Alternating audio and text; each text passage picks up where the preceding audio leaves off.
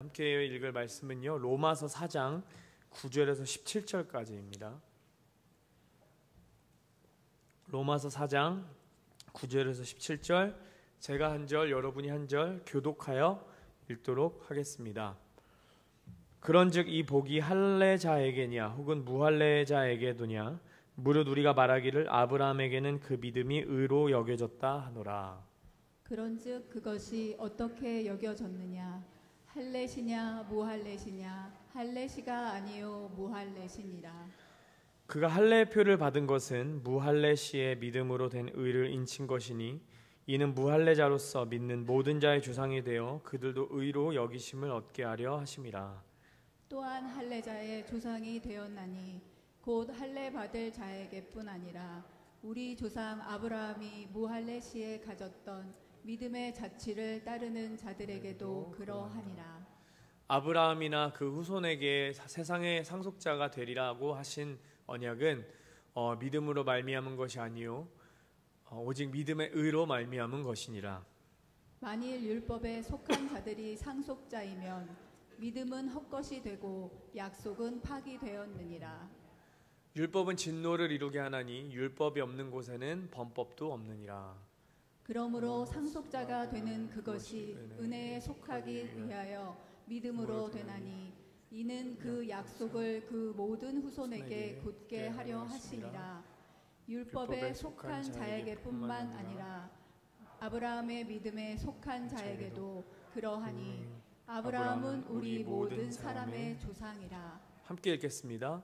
기록된 바 내가 너를 많은 민족의 주상으로 세웠다 하심과 같으니, 그가 믿은 바 하나님은 죽은 자를 살리시며 없는 것을 있는 것으로 부르시느니라. 아멘.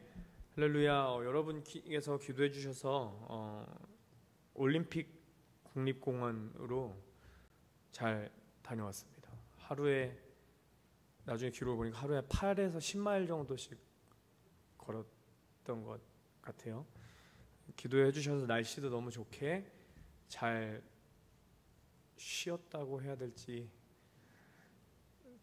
잘 자연 가운데서 잘 즐기고 푹 쉬고 충전하고 올 수 있었습니다. 기도해 주셔서 감사드립니다. 저 개인적인 이야기로 좀 설교 시작해서 죄송하지만, 저랑 이제 와이프랑 결혼하기 전에 했던 말이 하나 있는데, 그게 뭐냐면 우리 최대한 죽기 전까지 국립공원을 많이 다녀보자라는 약속을 했었습니다. 그런 의미에서 이번에 다녀왔던 올림픽 국립공원은 아마 다녀오신 분들도 많이 계실 줄 압니다. 말 그대로 대자연의 박물관 같은 곳이었어요. 이게 물어보니까 미국 사람들한테도 그렇게까지 막 유명한 곳은 아니라고 하더라고요. 근데 갔더니 울창한 원시림에서 정말 수백 년 이상 된, 그러니까 100m 이상 되는 나무들이 잔뜩 있던 숲도 있었고, 또 서쪽으로 가니까 태평양 끼고 있는 그 바다들에서 진짜 너무 멋있는 뷰도 봤지만 안개가 너무 껴서 바다는 제대로 못 봤어요. 근데 불가사리는 많이 봤습니다. 또 높은 곳이 있어서 아직까지 눈이 만년설에 덮여 있는 곳도 있었고요. 또 마지막 날에 수영하다가 감기 걸린 호수가 하나 있었는데, 거기는 634피트나 되는 호수라고 하더군요. 근데 그것 가운데서 크게 느꼈던 것이 하나 있었습니다. 그게 뭐냐면, 대자연 앞에 서면 겸손해진다는 거였어요. 그러니까 저와 이제 제 와이프 둘이서 한 말이, 매번 이렇게 국립공원 갈 때마다 진짜 우리가 했던 지금까지 고민들, 근심들이 이 나무 한 그루 앞에서 참 별거 아닌 것 같다라는 생각도 하게 되고, 또 산 정상에 올라가서 저 국경 너머에 있는 캐나다를 보면서 참 이 국경이 뭐라고 그 생각도 하게 되고, 별거 아닌 것 같으면서 저 집 한 채 살려고 참 죽어라 노력하는구나 이런 생각도 하게 되는 것 같아요. 대자연에 보면. 이제 그러면서 저희가 여행 내내 나눴던 대화가 하나 있습니다. 그게 무엇이냐면요, 우리가 이렇게 대자연 앞에 섰을 때 다 허무한 것 같고 참 보잘것없는 것 같다고 느껴지는데, 그럼 진짜 우리가 앞으로 살면서 붙잡아야 될 게 뭘까에 대한 이야기를 되게 많이 나눴었어요. 우리가 평생을 걸고 우리뿐만이 아니라 앞으로 우리가 세워갈 가정이 붙잡아야 될 것은 무엇일까라는 질문을 하며 여행을 했었습니다. 여러분 아마 이 질문에 대해서 사람들은 저마다 다른 답을 가지고 있을 거예요. 어떤 사람들은 돈을 붙들고 살아갑니다. 또 어떤 사람들은 명예와 권력을 붙들고 살아가고요. 또 어떤 사람들은 자기가 할 수 있는 최선을 다한 성실함, 또는 그 누구보다 정말 법 없어도 살 수 있다고 느낄 만큼 뛰어난 도덕성을 갖고 그것이면 충분하다고 생각하며 살아갑니다. 우리가 어떤 답을 찾던 결과는 다 똑같다고 하더군요. 돈도 하루아침에 사라질 수 있고 명예는 언제든지 변할 수 있으며 우리의 건강과 능력조차 영원히 보장되지 않는다는 사실입니다. 제가 여행 가기 3, 4일 전쯤에 달리기를 하다가 다리를 뼈었습니다. 그러니까 산행을 할 때 너무 아파서 진통제를 먹으면서 산을 탔거든요. 근데 제가 건강해 보이잖아요. 발목 하나 삐니까 이 건강한 몸이 세상에 그렇게 무거울 수가 없더라고요. 정말 작은 것 하나만 고장나도 참 즐겁고 감사하고 노력했던 일까지도 참 허무하게 느껴지는 것이 인생이 아닌가라는 생각을 이번에 많이 하게 됐었던 것 같습니다. 근데 2000년 전, 오늘 우리가 읽은 로마서는 2000년 전쯤에 쓰여졌는데 2000년 전을 살아가던 로마 교회도 똑같은 질문, 똑같진 않겠지만 비슷한 질문을 하면서 살았던 것 같아요. 사도 바울은 당시에 로마서를 기록할 때 로마에 방문한 적이 한 번도 없었습니다. 근데 그가 로마서를 쓰게 된 계기가 있었는데요. 원래 로마 교회에는 유대인, 그러니까 유대교를 믿다가 예수님을 받아들이고 세례를 받은 그 유대인 그리스도인들이 많았었다고 해요. 그러다가 클라우디우스라는 황제가 칙령을 내려서 유대인들을 로마에서 쫓아냅니다. 그러면서 그 교회를 이루고 있는 대다수가 이방인 기독교인들로 채워져요. 근데 이제 이 칙령이 지나가면서 유대인들이 다시 돌아왔단 말이에요. 그랬더니 교회에 다시 돌아왔더니 어떤 일이 이루어졌느냐, 내가 옛날에 다녔던 교회에는 유대인들이 대다수였는데 이제는 이 이방인들끼리 부흥해서 이방인이 다수가 되고 유대인들이 소수가 되는, 혹은 이방인과 유대인 사이에서 이 문화가 다르고 생각이 달라서 이렇게 생각의 갈등이 있었다고 합니다. 유대인들은 이렇게 말했어요. 너희가 거룩한 삶을 살고 싶고 너희가 구원받은 삶으로 살고 싶다면 율법을 따라 살고 할례를 받아라 라고 이야기했다고 합니다. 그에 반해서 이방인 출신의 신자들은 어떻게 얘기했느냐면, 유대인이 아닌 사람들은 어떻게 얘기했느냐, 아니다, 예수님을 믿는 믿음만으로 충분하다라고 이야기했다고 해요. 근데 문제는 뭐냐, 이방인 출신들의 사람들이 예수를 믿는 믿음만으로 충분하다고 이야기했지만 그들의 삶 속에는 아직 로마인들의 그런 좀 이렇게 세상적이고 좀 음란한 삶의 습관들이 남아 있었다고 합니다. 이제 그 모두를 향해서 바울이 편지를 쓰는 겁니다. 그러니까 로마서를 읽으시면서 보면은 의롭다함, 칭의라는 표현도 나오고, 그러니까 그런 컨셉이 나오거든요. 그 의미가 바울이 로마서를 통해서 지금 이 사람들이 전달하고 싶은 것은 사람이 하나님 앞에서 어떻게 의롭다함을 얻을 수 있는가에 대한 답을 바울이 로마서를 통해 하고 있는 겁니다. 그것을 답하기 위해서 로마서에서 바울은요, 인간의 죄에 대해 언급하고 율법의 한계에 대해서 언급하고 믿음이 제일이라고 강조하면서 하나님의 은혜만으로 구원받는다는 것을요 체계적으로 정리하고 논리적으로 선포하며 로마서를 적습니다. 그래서 신학교에 가면 신학교에서도 로마서를 중심으로 이제 조직 신학을 공부하기도 합니다. 그 바울이 지금 말하려고 하는 것은요, 믿음이 너희를 구원한, 믿음을 통해서 우리가 구원을 받는 것이지 할례를 통해서나 율법을 통해서 구원받는 게 아니다라는 이야기를 바울은 로마서를 통해서 끊임없이 해요. 그리고 오늘 읽은 본문은요, 그것을 설명하기 위해 아브라함이라는 인물을 통해서 설명하고 있습니다. 그래서 오늘 우리가 이 말씀을 보면서 함께 고민해 보고 싶어요. 이 로마에 살던 그리스도인들이 고민했던 그 문제, 우리가 무엇을 붙잡고 살아가야 되는가? 율법을 붙잡아야 되나? 할례 받았으면 된 건가? 아니면 정말 그리스도를 믿는 믿음 하나면 충분한 건가? 무엇을 붙잡아야 하는가라는 그 질문을 우리가 함께 던져보고 싶습니다. 내 인생을 무엇 위에 세워야 하는가, 무엇이 나를 끝까지 붙들어 줄 수 있는가를 오늘 바울이 쓰고 있는 로마서를 통해 함께 고민해 보고 싶어요. 어떤 사람들은 이렇게 말합니다. 나의 믿음은, 나의 삶은 눈에 보여지는 표식, 사인에 있다. 내가 은사를 받고 내가 이런 여러 가지 기적을 행하면 그것은 나의 믿음을 보여주는 것이고 그것을 통해 나의 구원을 증명하는 것이고 나는 그것이면 충분하다고 이야기해요. 그런데 오늘 바울은 이렇게 이야기합니다. 믿음이 표식보다 먼저 앞선다. 오늘 본문 10절에 보니까요, 바울은 이렇게 씁니다. 그런즉 그것이 어떻게 여겨졌느냐? 할례시냐 무할례시냐? 할례시가 아니면 무할례시니라. 이게 무슨 말을 하고 있는 거냐면요, 아브라함이 언제 하나님께 너는 의롭다고 인정을 받았냐는 거예요. 거기를 처음에 언제 등장하냐면 창세기 15장 6절에 이렇게 등장합니다. 아브라함이 여호와를 믿으니 여호와께서 이를 그의 의로 여기시고. 아브라함이 창세기 12장에서 본토 직접 아비집을 떠나 내게 보여주고 지시할 땅으로 가라라고 한 그 말씀에 따라 순종했어요. 그리고 하나님께서 그의 순종을 보시고 15장에서 이렇게 말씀하십니다. 여호와께서 아브라함이 여호와를 믿으니 그 믿음으로 그를 의로 여기셨다. 그리고 할례는요 17장에 등장합니다.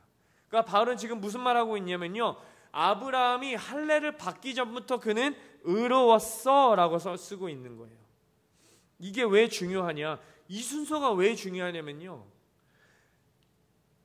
우리의 크리스찬에 믿는 우리의 복음, 우리가 믿는 복음은요, 우리의 행동이 먼저가 아니라 그리스도의 사랑, 그리스도의 하나님의 은혜가 먼저 되어야만 하기 때문입니다.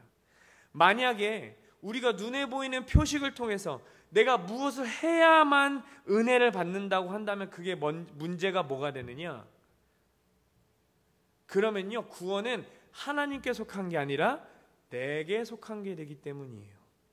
성경은 분명히 말씀합니다. 믿음이 먼저요, 표식은 그 믿음을 확인하는 도장일 뿐이다. 이것을 조금 더 쉽게 설명하면요, 결혼 반지를 끼고 있다 그래서 그 사람이 행복한 결혼을 하는 건 아닙니다. 내가 빵을 산 영수증이 있어요. 그렇다고 해서 내가 배부르지 않습니다. 혹은요, 내가 대한민국의 여권을 갖고 있다고 그래서 그 여권이 대한민국 땅이 되는 게 아니에요. 이게 무슨 말씀 드리는 거냐면요, 내가 갖고 있는 끼고 있는 결혼 반지는 결혼의 표식일 뿐이지 그게 결혼의 모든 것을 표현해 주지 않아요.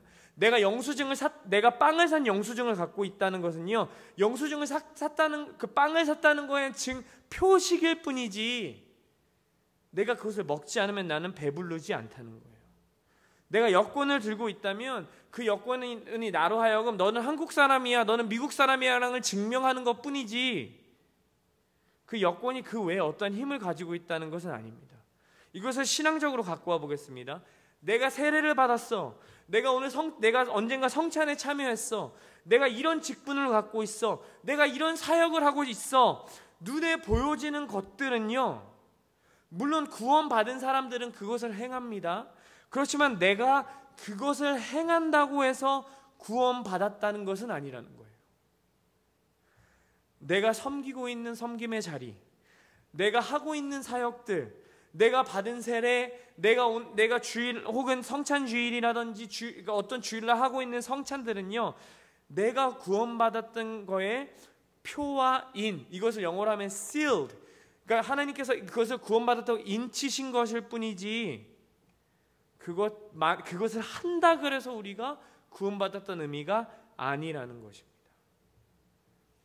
우리의 구원은요, 우리의 행위가 아니라 오직 예수 그리스도를 믿는 믿음으로부터 오는 것입니다. 이 얘기를 왜 할까요? 그 이야기는 우리가 종종 우리의 의의 근거를 잘못된 곳에서 찾고 있기 때문입니다. 나는 한 주간 잘했는가? 내가 지난 한 달 잘 살았는가? 내가 오늘 예배 전에 잘했는가에 따라서 우리의 신앙도 같이 흔들립니다. 그러나 우리의 신앙은 내 행동, 내 실수 하나에 잃어버리는 구원이 아니라는 거예요. 구원은 나의 행위에서 오는 것이 아니라 오직 주님의 은혜로부터 오는 것이기 때문에 내가 오늘 넘어졌어도 내가 오늘 실패했어도, 세상 사람들이 나에게 손가락질했어도 우리는 다시 일어나 주님 앞에 나아갈 수 있다는 겁니다. 또 한 가지, 이것이 왜 중요하냐면 이것은요, 우리의 공동체의 새로운 바운더리를 정하는 것이기 때문이에요. 만약에 우리가 구원을 표식을 통해 받는다면요, 우리 교회는 멤버십을 받을 때 이렇게 말할 겁니다. 너는 어떤 조건을 갖췄으니까 우리 교회 멤버가 될 수 있어. 혹은 너는 이러이러한 조건이 안 되니까 멤버가 될 수 없어. 근데 오늘 본문 11절에 보면요, 믿는 자의 모든 사람의 아버지라고 바울이 아브라함을 말하거든요. 이 말씀은 무슨 말하는 거냐면요, 복음은, 우리가 믿는 주님은요, 우리가 주님을 믿게 되면 우리의 피부색, 우리의 전통, 취향, 언어, 문화 이런 것들을 서로 갈라치는 게 아니라 믿음으로 모든 사람을 주님의 사랑 안으로 초청하는 자가 돼야 된다는 것입니다. 마지막으로요, 그러면 우리가 세례받는 거, 성찬하는 거, 신앙 훈련하는 거 중요한 거 아닌 거냐? 그 뜻은 또 아니에요. 할례가 아브라함에게 인쳤다고 했어요. 이것을 우리 PCU에서 귤에서 Book of Order, Book of Confession에 보면요, 뭐라고 표현하냐면요, 세례와 성찬, 성례식은요, 하나님께서 주신 은혜의 표징, 사인이자 실, 인이라는 겁니다. 뭐냐면 우리가 세례를 받고 성찬에 참여하는 것을 통해서 우리가 구원받은 것을 사람들 앞에서 확증하는 거예요. 바울이 말씀하고 있는 건 이겁니다. 우리가 하고 있는 행동, 우리가 하고 있는 일들, 우리가 하고 있는 사역들, 가진 직분이 우리를 구원받게 하는 요소가 아니라 그것은 우리의 구원을 확증하는 도장이 되어야 된다는 겁니다. 이것을 통해서 여러분께 이 질문을 드려보고 싶어요. 우리가 교회에 다니면서 나는 세례 받았으니까, 나는 직분자니까, 혹은 나는 목회자니까, 나는 뭐 이렇게 많이 섬기고 있으니까, 나는 교회 이만큼 오래 다녔으니까 나는 괜찮아 라고 생각하고 있다면, 오늘 바울은 우리에게 다시 한번 하나님 앞에서 우리와 하나님과의 관계를 점검해 보라고 경고하고 있는 것입니다. 또 한 가지, 우리가 주님 앞에 섰을 때 우리는 주님 나는 이만큼 했어요 라고 자랑하는 자들인지, 아니면 나는 주님 앞에서 주님, 제가 주님 앞에 서면 저는 주님께 아무것도 드릴 수 없어요. 그러나 제가 오늘 이 한 걸음 걸어갈 수 있는 것은 오직 주님의 은혜 때문입니다 라고 고백하는 자들인지 점검해 보았으면 좋겠습니다.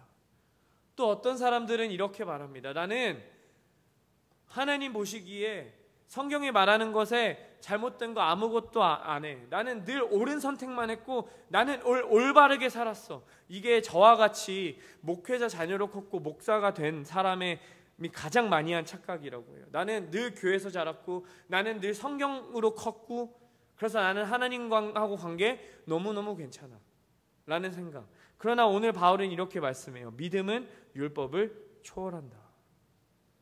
13절 말씀 우리 함께 읽어보겠습니다. 13절입니다.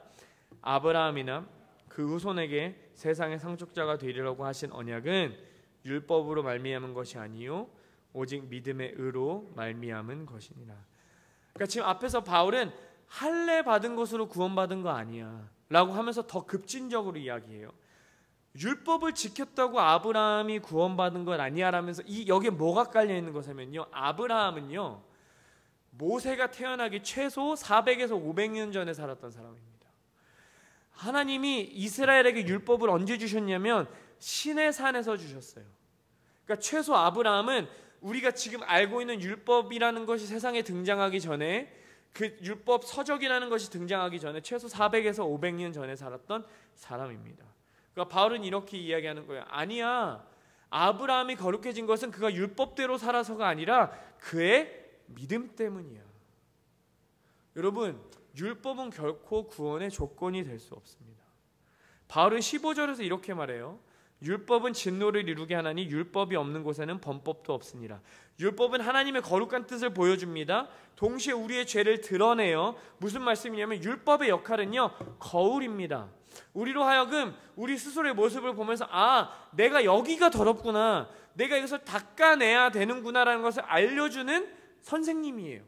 근데 제가 여러분 제 얼굴에 여기 이렇게 만약에 진흙이 이렇게 묻었다고 생각해 볼게요. 제가 여러분이 어느 날 저를 보셨는데 제가 거울 앞에 서서 아유 내 왼쪽 밤에 진흙이 묻었네 이렇게 말만 하고 있고 아무것도 안 하면 여러분 뭐라 그러실 겁니까? 그 수건 갖고 와서 닦으세요 그렇게 하시겠죠.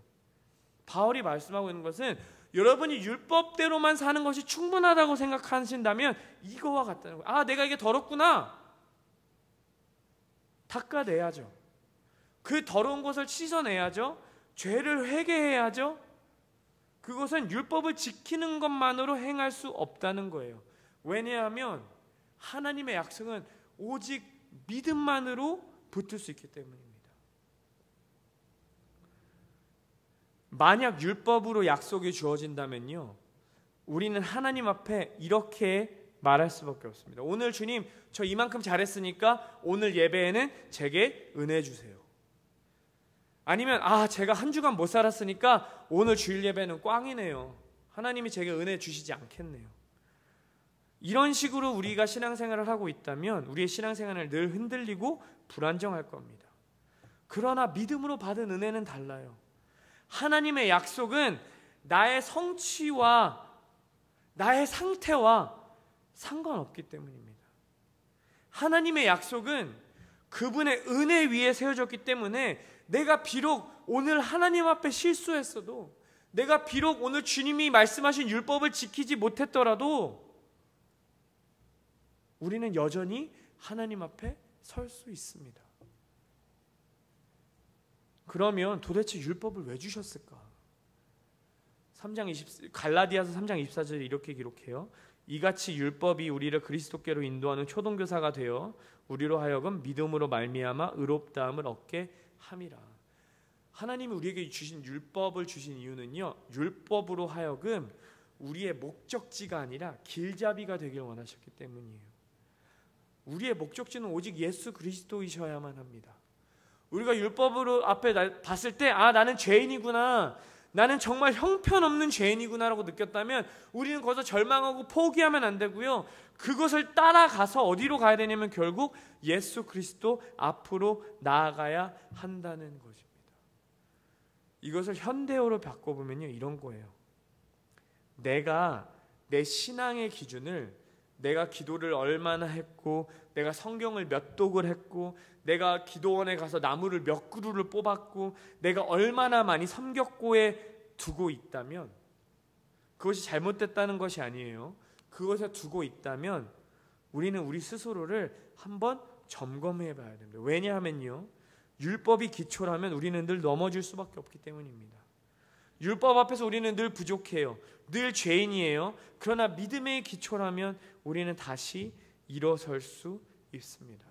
만약에 우리의 신앙생활 속에 늘 무거운 마음이 있고 자유함이 없다면요, 우리는 이런 율법적 신앙을 가지고 있을 수 있어요. 왜냐하면요, 율법적 신앙은 언제나 우리를 무겁게 하지만 은혜 안에 선 믿음은 언제나 우리를 자유케 하기 때문입니다. 율법적인 신앙은 우리를 두렵게 합니다. 그러나 은혜 안에 선 신앙은 우리를 담대케 합니다. 가장 명확하게 알 수 있는 것은요, 우리가 만약 율법적으로 신앙생활을 하고 있다면 그 신앙생활의 주인공은 나입니다. 왜냐하면 내가 이만큼 하고 있고 내가 이렇게 잘하고 있는데 주님 저한텐 그러시면 안 되죠. 그런데요, 은혜 안에 선 믿음은요, 내가 잘났건 못났건 성공적이건 실패하고 있건 오직 그 주인공은 내가 아니라 하나님만이십니다. 그래서 결국 이 말씀 드리기에 이렇게 쭉 설명했습니다. 우리가 붙들기 원하는 것은요, 특히 우리 개인의 삶에서 우리 교회가 지금 변화의 시기를 가지고 있는 우리 교회가 정말 붙들기 원하는 것은요, 세상의 어떠한 색깔들, 어떠한 방법들, 세상에 말하는 지식들이 아니라 오직 하나님의 약속을 붙들 수 있기를 간절히 기도합니다. 오늘 본문의 16절에서 17절, 우리 조금 길지만 우리 이 두 절 함께 읽어보겠습니다. 그러므로 자가 되는 그것은 은혜에 속하기 위하여 믿음으로 되나니 이는 그 약속을 그 모든 후손에게 굳게 하려 하심이라. 율법에 속한 자에게뿐만 아니라 아브라함의 믿음에 속한 자에게도 그러하니 아브라함은 우리 모든 사람의 조상이라 기록된 바 내가 너를 많은 민족의 조상으로 세웠다 하신가 같으니 그가 믿은 바 하나님은 죽은 자를 살리시며 없는 것을 있는 것으로 부르시는 이시니라. 아멘. 여러분, 바울은 지금 쭉 얘기했어요. 아브라함은 할례를 통해 거룩하게 된 게 아니에요. 아브라함은 율법을 통해 거룩하게 된 게 아니에요. 아브라함은 오직 믿음을 통해 하나님께 의롭다함을 받았어요. 그럼 도대체 이 믿음은 무엇일까를 이제 설명합니다. 믿음은요, 내가 믿으니까 다 잘 될 거야, 내가 믿으니까 성공할 거야 라는 그런 어떠한 이렇게 무턱된 낙관주의가 아니에요. 믿음은 단순히 나는 잘 될 거야 라는 긍정적인 태도가 아닙니다. 믿음은 내 안에 뭔가 가능성이 있어, 그러니까 다 괜찮을 거라고 나를 다독이는 심리적 안정제도 아닙니다. 믿음은 무엇이냐? 믿음은 하나님의 약속을 붙드는 것입니다. 이게 무슨 말이냐면요, 이렇게 생각해 보겠습니다. 아브라함은 언제 믿음을 가졌습니까? 창세기 12장부터 생각해 보면요, 아브라함은 아버지 밑에서 잘 살고 있었어요. 그런데 하나님은 아브라함에게 말씀하십니다. 본토 친정 아비 집을 떠나라. 어디로 갈지 말씀 안 해주세요. 내가 너를 어딘가로 보낼 거야, 어딘가로 보여줄 거야, 그러니까 떠나래요. 아브라함은 명확하지 않을 때 하나님을 믿었습니다. 또 한 가지, 언제 믿었느냐? 아브라함은 나이가 들었어요. 사라의 태가 다쳤습니다. 그러나 하나님이 아브라함에게 말씀하셨어요. 내년 이맘때 너는 아들을 낳을 거야. 그럴 때 아브라함은 그것을 믿었습니다. 아브라함은 언제 믿음을 가졌느냐? 사람의 눈으로 볼 때 가능성이 전혀 없던 그 순간에 그는 믿었습니다.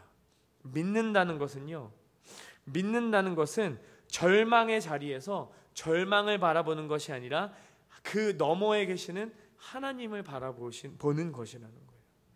아브라함은요, 죽음 가운데서 죽은 자를 살리시는 하나님을 보았습니다. 아브라함은요, 자식이 없는 가운데서, 앞이 보이지 않는 가운데서, 지금은 없지만, 지금은 보이지 않지만 언젠가는 있게 하실, 언젠가는 보게 하실 하나님을 신뢰했습니다. 그래서 믿음은 무엇이냐면요, 믿음은 상황이 좋을 때 붙드는 게 아니라, 믿음은 언제 드러나느냐? 모든 가능성이 끊어진 자리에서 우리가 하나님을 붙들 때 빛을 발합니다. 믿음은 눈앞의 현실을 바라보는 것이 아니라 현실 너머에 계시는 하나님을 바라보는 것임을 믿습니다. 이것은 우리에게 큰 도전을 준다고 생각합니다. 혹시 우리도 하나님보다 현실을 더 크게 보고 있지는 않습니까? 이미 늦었다, 이젠 안 된다, 다시는 저거 회복할 수 없다, 다시는 일어설 수 없다, 그런 우리의 목소리 가운데, 세상 사람들의 말 가운데, 세상의 계산법에 먼저 하고 있지는 않습니까? 믿음의 사람들은요, 이미 늦었다고 했을 때 하나님이 기다리라고 하셨으면 기다릴 수 있는 것임을 믿습니다. 믿음의 사람들은요, 내가 할 수 없지만 하나님은 하실 수 있다는 그 믿음을 가지는 것임을 믿습니다. 또한 믿음의 사람은요, 포기하면 안 되는 순간에 하나님이 포기하라고 하시면 포기하는 사람들임을 믿습니다. 그래서 우리가 오늘 이 로마서 말씀을 통해서 정말 붙들어야 할 것은요, 내 조건이 아니라 하나님의 약속이라는 것입니다. 내 인생이 무너진 것 같을 때, 가정이 깨어진 것 같을 때, 내 미래가 막혀 있는 것 같을 때, 그 가운데서도 하나님을 떠나는 것이 아니라 지금도 여전히 변함없이 태초부터, 창세 전부터 신실하신 하나님의 약속을 믿고 가는 겁니다. 죽은 것을 다시 살리시는 분, 없는 것을 있게 하시는 분, 불가능을 가능케 하시는 분을 믿으며 가는 것입니다. 그런데 믿음은요, 우리 안에서 짜내는 것이 아닙니다. 내가 믿어야지 해서 믿어지는 게 아니라, 믿음은 내 의지와 내 힘을 들여서 버티는 게 아니라, 믿음은 나의 것을 포기하고 하나님을 바라보는 순간 우리에게 주어지는 것입니다. 여러분, 우리는 내가 약속을 붙든다고 생각해요. 그러나 우리가 믿음의 사람이 된다면 우리는 내가 아니라 하나님의 약속이 나를 붙들고 계셨구나라는 것을 깨닫게 됨을 믿습니다. 오늘 우리가 이런 기도했으면 좋겠습니다. 내가 하려고 막 힘쓰고 내가 하려고 손에 꽉 쥐고 있던 것들을 오늘 주님 앞에 내려놨으면 좋겠어요. 여러분, 이렇게 주먹 쥐고 있으면 손잡기 힘듭니다. 주먹 쥐고 있던 것을 피고 하나님의 손을 잡으시는 여러분이 되시기를 간절히 축원드립니다.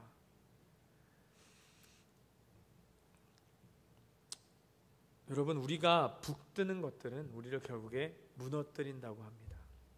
우리가 돈을 붙든다면 주님은 그 돈을 치십니다. 명예를 붙든다면 주님은 그 명예를 무너뜨리시고, 우리가 건강을 붙들고 건강을 자랑한다면 언젠가 주님께서는 그 건강을 치실 겁니다. 내 열심과 성실도 나를 붙들어 줄 수는 없습니다. 그러나 오직 한 가지 변치 않는 것이 있으니 그것은 하나님의 약속입니다. 혹시 지금 우리 가운데 아브라함처럼 모든 가능성이 끊어진 듯한 자리에 계신 분이 있으십니까? 기도에도 응답이 없고 꿈꾸던 길은 자꾸만 막혀만 가고 이미 늦은 것 같다는 생각에 주저앉으신 분 계십니까? 오늘 바로 그 자리가 우리의 믿음이 빛을 발할 자리입니다. 여러분, 주님을 구하시길 간절히 축원드립니다. 왜냐하면 주님은 말씀 속에서 이렇게 말씀하시는 분입니다. 너가 나를 붙드는 게 아니라 내가 너를 붙든다. 내가 약속한 것은 반드시 이룬다. 나는 죽은 자를 살리고 없는 것을 있게 하는 하나님이다. 여러분, 이 약속을 붙드시길 바랍니다.